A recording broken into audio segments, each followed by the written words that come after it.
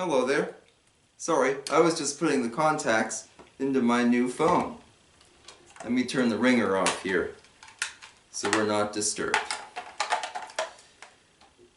Do you have any 12-inch singles in your collection?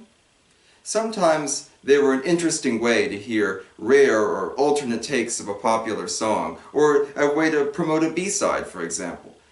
The Beach Boys have several of those in their catalog, and today I'd like to tell you about some of them. Some you may recognize, some maybe not. Quite an adventure, and I hope you enjoy it. Let's go chronologically by song. Starting with, from 2006, the 40th anniversary of Good Vibrations. Of course, everybody knows Good Vibrations as a 45. There's my copy. But this isn't just an excuse to remaster Good Vibrations and put it on a bigger record. This contains several interesting bonus tracks. First we get the remaster of the 45. Then we get sessions, recording sessions done by the Beach Boys. This is not the full tape of these sessions, by the way. This is only about 6 minutes of them, and this is available in several other releases. Notably, an extended version is on the bonus disc on the 1993 Good Vibrations box set. This is about 15 minutes, so over double what's on here. But just if you want to see how the song was made, really interesting stuff. The third track is an alternate take. Some promotional material for this released this alternate take as a new exclusive track. That is not the case. It appeared previously on the 1983 Rarities album.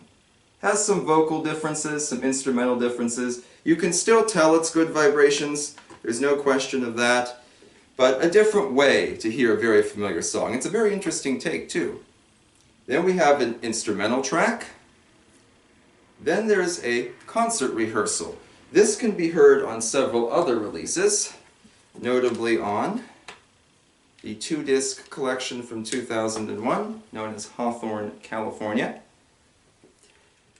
In 1967, the Beach Boys were trying to record their Live in Hawaii album, which later evolved into Laid in Hawaii, which wouldn't be released in full till 2017. But this is one of those live rehearsal takes. It's really interesting to have it on vinyl as opposed to CD, or now it's available digitally on the Live Sunshine collection.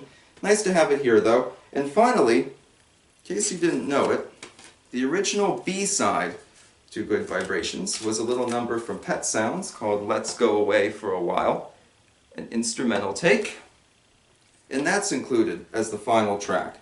Just a chance to maybe hear the original B-side. So the A-side's the first track, B-side's the last track.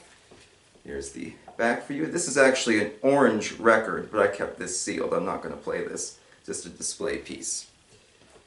This might seem a bit strange to maybe UK fans of the Beach Boys, because in Europe, the B-side to Good Vibrations, here's a British copy, is actually the song Wendy, which is unusual. Talk about a change in tone going from Good Vibrations to Wendy. But a really fun 12-inch single, very popular one, bought this retail. I think it's a firm fan favorite. So let's go ahead and jump around a bit, get into some of the more obscure releases here. We'll put these off to the side. Next on our stack here, Here Comes the Night. Originally from what I think is the most unique Beach Boys album, the LA Light album.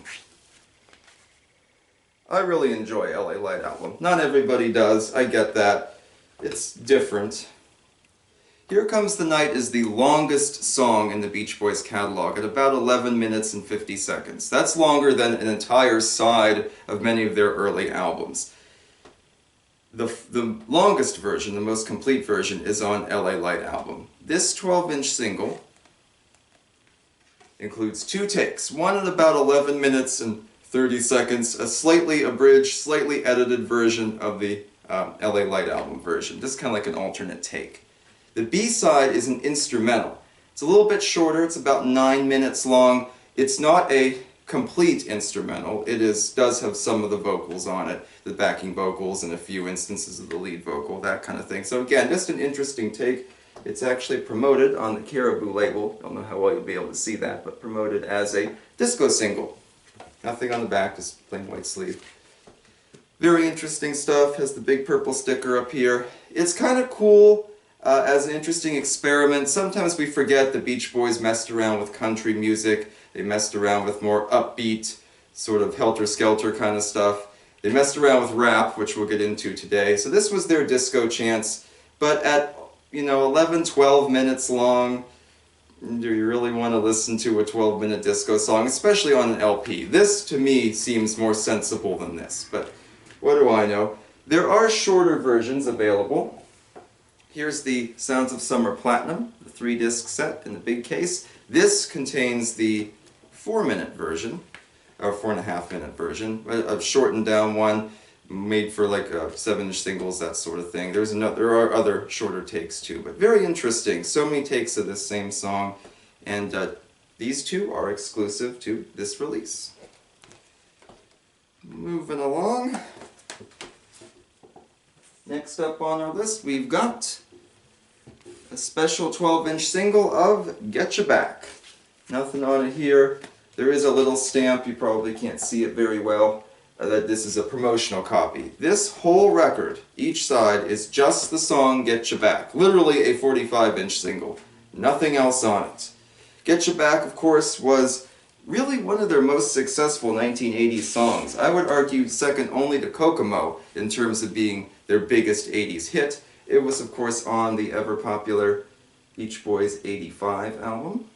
It was the lead single from that release. And Beach Boys '85 came out on cassette, on CD. I have an original CD, but I'll show you my signed cassette tape for it. Bruce Johnston actually signed it twice. Someday I'll have to tell that story. Pretty cool guy. I like Bruce a lot. And of course, to complete my Getcha Back collection, the original 45 here. The same mix on this as on this. Nothing different. The original B-side, Male Ego. Male Ego did not appear on most copies of the album. It did on the CD, but not on the vinyl or the cassette tape. So, pretty cool stuff. Nice single. Same thing here, but you can enjoy it on a bigger record. My props out of the way. Next up, we've got Rock and Roll to the Rescue. The mid-'80s were being pretty kind to the Beach Boys, even before Kokomo. And one of their more successful records, Made in USA. Made in USA is kind of strange. It's a combination of greatest hits and new tracks. It channels their career from Surfin' Safari up through the mid-late 60s, and then it has some 70s tracks, and then 2 exclusive new songs. As the hype sticker reads for you, 25 years of great American rock and roll includes the new hits Rock and Roll to the Rescue and California Dreamin'. California Dreamin', they still do it live. The single was a big hit, a song that they've kind of become associated with over the years. But Rock and Roll to the Rescue, despite being released on a 45, this is actually a promotional radio station copy. It's the same thing on both sides there. It's nothing fancy. Rock and Roll to the Rescue never really caught on. They did it live a little bit. Sure, it got some airplay. This 12-inch single is pretty interesting. It is also a promotional copy, though the promotional stuff has mostly faded away. But if you take a look at the track list, we have, first up, an extended dance mix, almost twice as long as the original song, and with more of a bump and beat to it there. Then there's something called a Percodella mix. I don't know what a Percodella is, but this is more like an alternate mix of the song. Again, more for dancing, that sort of thing. And then on the B side, there's the 7-inch single version. Nothing different. There's Good Vibrations Live in London. This was the B-side to Rock and Roll to the Rescue. Same as on the Live in London album. I showed that off a couple videos ago and talked about the history of that album.